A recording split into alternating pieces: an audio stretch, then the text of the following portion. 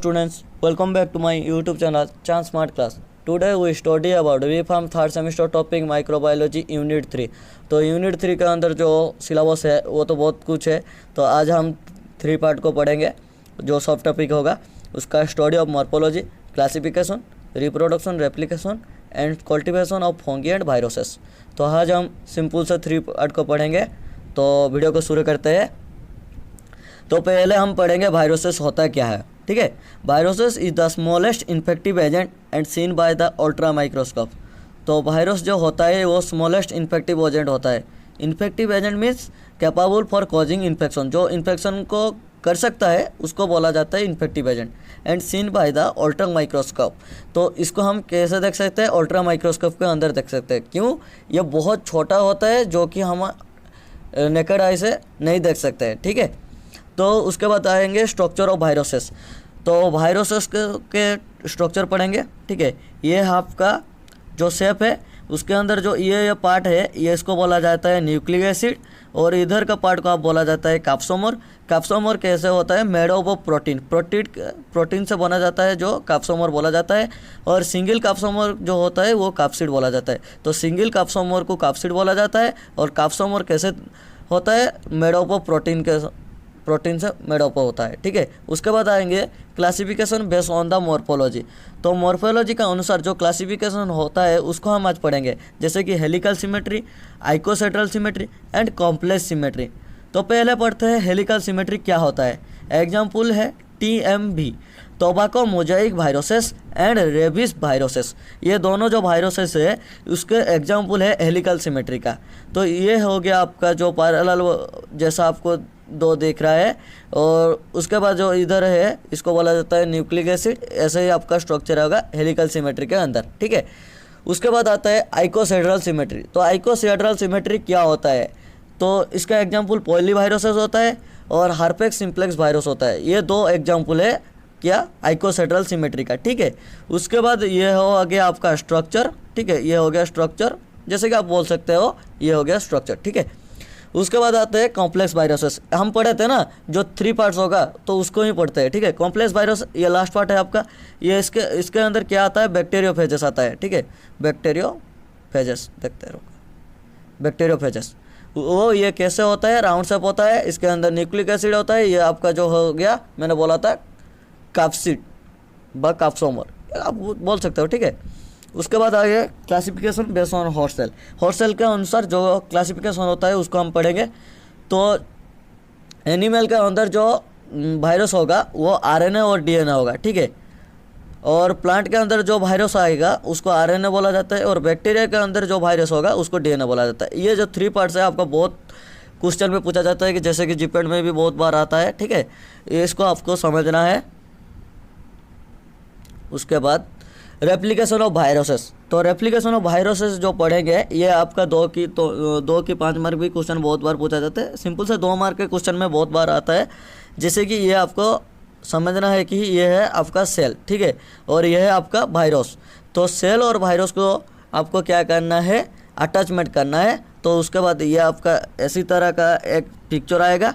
उसके बाद आपको क्या करना है? पेनिट्रेशन करना है. उसके बाद इसी तरह का आपको पिक्चर आएगा. उसके बाद आपको क्या करना है? बायोसिंथेसिस करना है, और इसी तरह आपको पिक्चर आएगा. उसके बाद क्या करना है? आपको मैच्योरेशन कर देना है.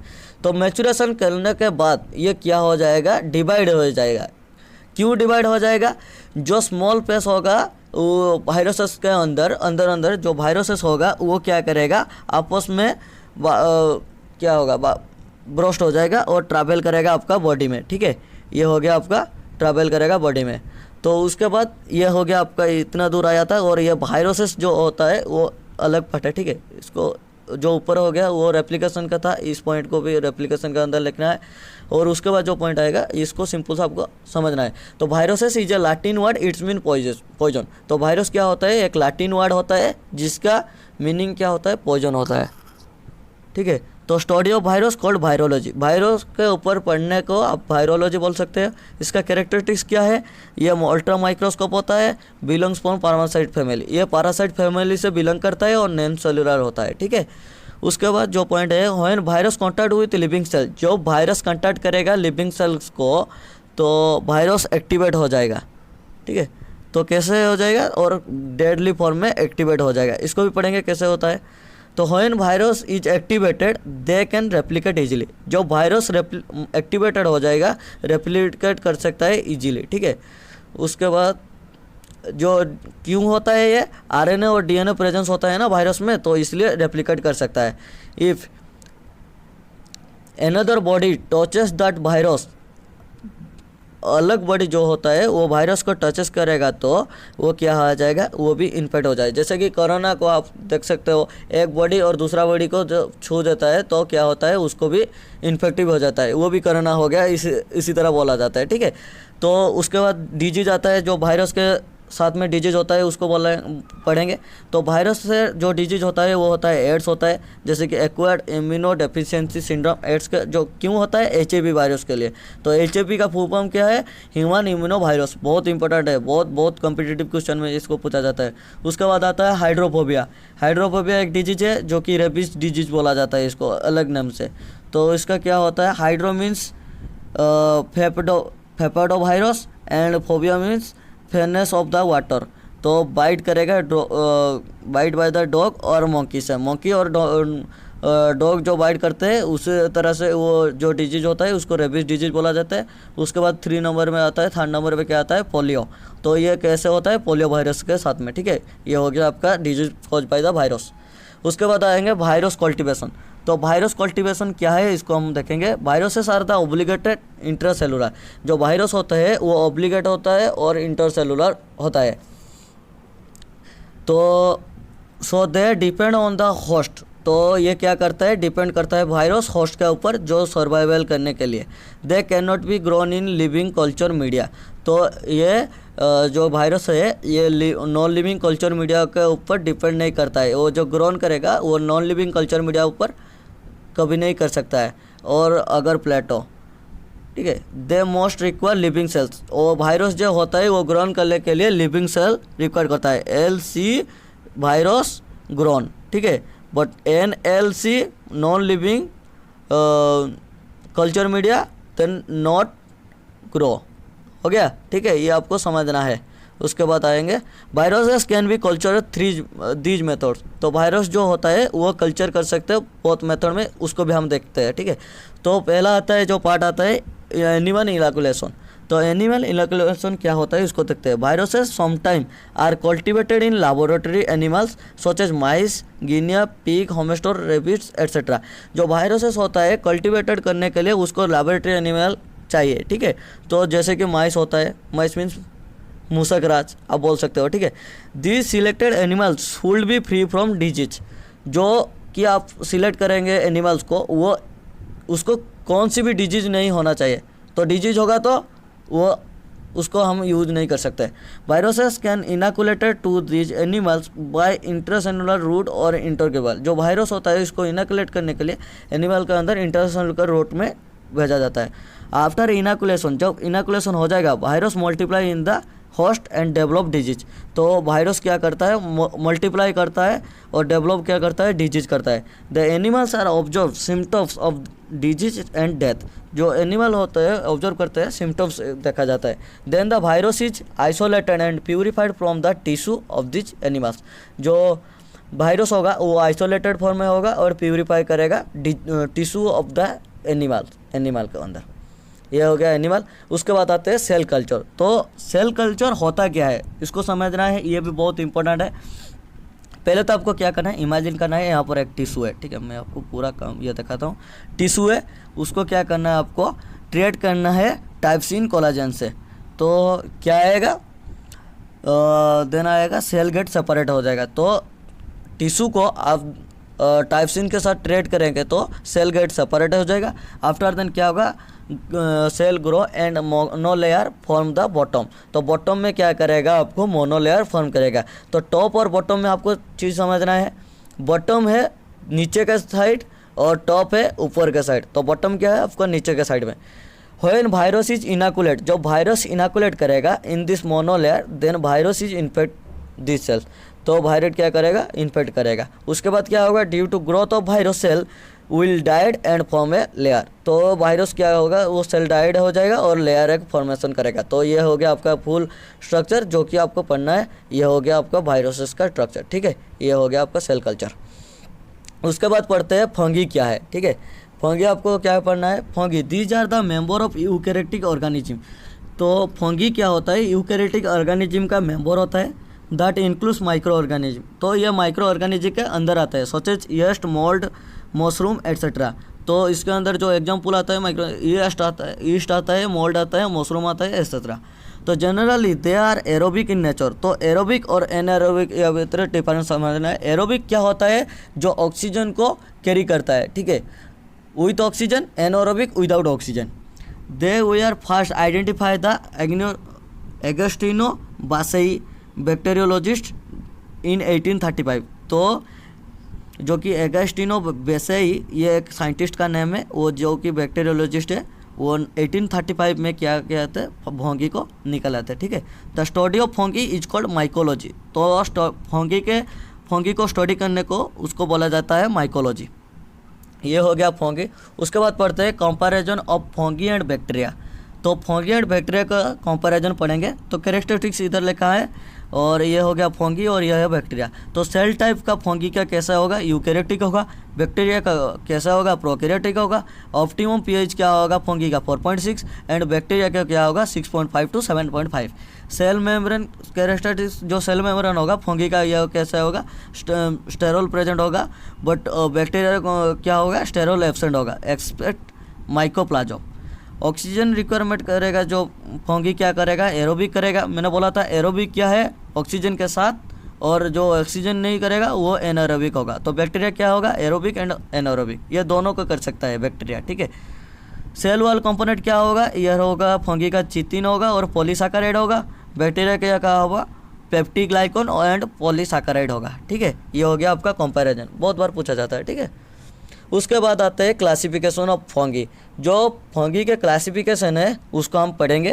तो फंगी दो टाइप्स का होता है, जैसे कि मॉर्फोलॉजिकल एंड टेक्सोनॉमिकल हम देख सकते हैं। तो मॉर्फोलॉजिकल को भी आपको डिवाइड करना है, जो कि डिवाइड होके आता है वो साइंटिस्ट कर रहे हैं ना, हम तो कुछ नहीं कर रहे हैं, वो तो कर रहे हैं, हम पढ़ रहे हैं। मॉर्फोलॉजिकल क्या है, मॉर्फोलॉजिकल आंसर आता है ईस्ट आता है, ईस्ट लाइक फंगी आता है, मोल्ड्स आता है और डाइमॉर्फिक फंगी होता है। टेक्सोनॉमिकल कौन आता है, जाइगोमाइसाइटिस आता है, एस्कोमाइसाइटिस आता है, बासिडोमाइसाइटिस होता है और ड्यूटोरोमाइसाइटिस होता है, ठीक है। ये हो गया आपका morphological and taxonomical classification of fungi. तो पहला हम पढ़ेंगे मॉर्फोलॉजिकल क्लासिफिकेशन, जो ईस्ट होता है उसको ऊपर हम पढ़ेंगे। ये पहला पार्ट था ना मॉर्फोलॉजिकल क्लासिफिकेशन का। तो ईस्ट क्या आता है, they are round, oval and unicellular fungi. तो ये राउंड होता है, ओवल होता है और यूनिसेलुलर फंगी होता है। It contains only single layer, single cell. तो ईस्ट जो होता है उसके अंदर एक सिंगल सेल ही रुकता है, ठीक है। तो ईस्ट इट कंटेंट क्या करता है, सिंगल सेल कंटेंट करता है। Generally these are aerobic. तो एरोबिक मीन बोला था आपको, और भी बार बोल रहा हूँ, aerobic means with oxygen, anaerobic mean without oxygen. They generally survive in 30 to 37 degree Celsius. जो ईस्ट होता है वो सर्वाइव करने के लिए 30 to 30 डिग्री सेल्सियस लेते हैं, उसके बाद जो भी होगा वो मर जाएगा, सर्वाइव नहीं कर सकता ईस्ट। एग्जाम्पल क्या है, साकोमाइसिस और सर्विसेस। पड़ता है ईस्ट लाइक फंगी। जो ईस्ट लाइक फंगी होगा उसको हम पढ़ेंगे, जो कि सेकंड पार्ट है आपका मॉर्फोलॉजिकल का अंदर। तो ईस्ट लाइक फंगी क्या होता है, वो Candida albicans is the good example of yeast like fungi. तो कैंडिडा ऑब्लिगेंस होता है जो कि एग्जाम्पल होता है। In this the bud remains attach to the another cell. जो बोर्ड होता है वो एनोदर सेल को अटैचमेंट करेगा, एलोंगेटेड करेगा, followed by the repeated budding and forms the chain elongated cell. तो ये बोर्डिंग करेगा और फॉर्म करेगा क्या, एलोंगेटेड सेल। और fungi form the pseudo hyphae. तो ये हो गया आपका ईस्ट लाइक फंगी। उसके बाद आता है जो मोल्ड्स आता है। It contains multiple identical nuclei and grows to the form of mycelium और हाइफेई ऑफ फिलामेंट्स। तो इट कंटेंट क्या करता है, मल्टीपल आइडेंटिकल न्यूक्ली कंटेंट करता है, ग्रोज कहाँ पर in the form of mycelium में ग्रोज करेगा। It gives fuzzy appearance on the surface of media. ये गिव क्या करेगा, fuzzy appearance surface of media के ऊपर। And forms black, green, white और पिंक कलर। ये जो ब्लैक, ग्रीन, वाइट और पिंक कलर को देता है, फॉर्म करता है, ठीक है। दे आर स्टेरिलिटी एरोबिक, तो ये स्ट्रिक्टली एरोबिक होता है, स्टेरिलिटी नहीं, strictly aerobic. These are generally grow under 20 to 28 degree Celsius, जो ये ग्रो करता है 20 to 28 डिग्री सेल्सियस के अंदर ही ये ग्रो कर सकता है। They can reproduce either by sexual और एसेक्सुअल रिप्रोडक्शन, जो ये रिप्रोड्यूस कैसे करेगा, सेक्सुअल और एसेक्सुअल रिप्रोडक्शन के रिप्रोड्यूस कर सकता है। इसका एग्जाम्पल क्या है, आस्पर जिक्लोस नाइगर एंड आस्पेरिजिक्लोस फिलामेंट्स। ये हो गया आपका कंप्लीट मोड्स। उसके बाद आता है डाइमॉर्फिक, ये जो कि लास्ट पार्ट है आपका ये मॉर्फोलॉजी के अंदर। तो they are exist in two form where yeast और मोड्स, तो ईस्ट और मोड्स के जो फॉर्म्स को ये एग्जिस्ट कर सकता है। The moulds like form produce vegetable and yeast like form produce क्या करेगा, बोडिंग। तो मोड्स क्या वेजिटेबल प्रोड्यूस करता है और ईस्ट क्या करता है, बोडिंग फॉर्मेशन करता है। एग्जाम्पल क्या है, म्यूकर रोक्साई और हिस्टोप्लाज्म कैप्सुलेटम। तो ये बहुत एग्जाम्पल आपको भी देख सकते हैं, उच्चारण करने के भी बहुत देर आपको लेट होता है। ये आपको सिंपल सा याद रखना है और एग्जाम में लिख देना है, ठीक है। ऐसा तो सबका होता है होगा। तब उसके बाद आता है टेक्सोनोमिकल क्लासिफिकेशन, जो कि जाइगोमाइसेट्स है। दे फॉर्म एसेक्सुअल स्पोर्स, तो ये एसेक्सुअल स्पोर करता है, जैसे कि स्पोरांजियोस्पोर्स और एसेक्सुअल स्पोर्स, ओस्पोर्स और जाइगोस्पोर्स, ठीक है। उसके बाद आते हैं आस्कोमाइसेट्स। They form आस्कोपोरोस in a sac called ascus by a sexual process.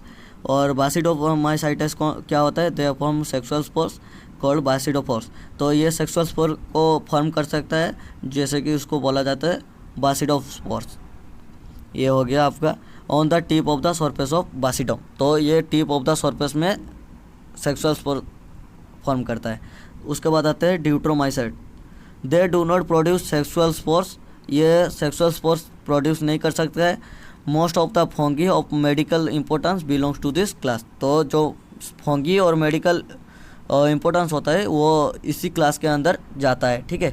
ये हो गया आपका कंप्लीट टेक्सोनोमिकल। उसके बाद आता है रिप्रोडक्शन ऑफ फंगी, जो कि रिप्रोडक्शन कर सकता है फंगी को, वो सेक्सुअल और एसेक्सुअल के अंदर जाता है। तो सेक्सुअल क्या होता है, वेजिटेबल, तो सेक्सुअल तो आप जानते हो जो कि एनिमल सेल के अंदर होता है, और एसेक्सुअल क्या होता है आपका प्लांट के अंदर जाता है। तो एसेक्सुअल को दो टाइप्स में डिवाइड किया है, जैसे कि vegetative spores and aerial spores. तो वेजिटेटिव स्पोर्स के अंदर ब्लास्टोस्पोर आता है, आर्थ्रोस्पोर्स आता है और चाल्माइडोस्पोर्स आता है, और एरियल स्पोर्स के अंदर आता है सिनिटोस्पोर एंड फिलोस्पोर। पहले पढ़ते हैं सेक्सुअल रिप्रोडक्शन ऑफ फंगी क्या होता है। In sexual reproduction they form 2 different cell. तो सेक्सुअल का रिप्रोडक्शन में 2 डिफरेंट सेल आता है, जैसे कि male and female cell called plasmogamy, followed by the fusion of 2 nuclei called karyogamy. As a result zygote is form when formation of sexual spore. तो इसके अंदर जो 2 डिफरेंट सेल आता है और फॉलो करता है फ्यूजन को, जैसे कि 2 न्यूक्लियर को, उसको बोला जाता है कैरियोगेमी।